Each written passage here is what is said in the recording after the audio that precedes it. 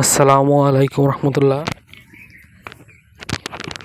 সম্মানিত ভিউয়ার্স, এই হচ্ছে আমার পেঁপে ক্ষেত। দেখেন পেঁপে আসছে, মাশাল্লাহ, আলহামদুলিল্লাহ। আল্লাহ তাআলার কাছে লাখো শুকরিয়া। দেখেন কত সুন্দর পেঁপে। এই হচ্ছে পেঁপের সাইজ। আশা করি পেঁপে ভালো হবে।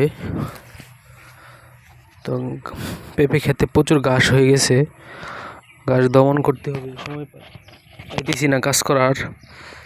সবাই দোয়া করেন। এই হচ্ছে পেঁপে গাছের অবস্থা বর্তমান। দেখেন এই গাছটার কি অবস্থা, 3টা হয়ে গেছে গাছ এখানে। শুকরিয়া আল্লাহ তাআলার কাছে ভালো ফল হওয়ার জন্য। দেখেন কত ছোট থেকে পেঁপে গাছে ফল ধরতেছে, মাশাল্লাহ, আলহামদুলিল্লাহ। আল্লাহ তাআলার কাছে লাখো শুকরিয়া, মাশাআল্লাহ। এই হচ্ছে বর্তমান অবস্থা। সবাই দোয়া করেন আমার পেঁপে ক্ষেতের জন্য, যাতে ভালো ফসল হয়।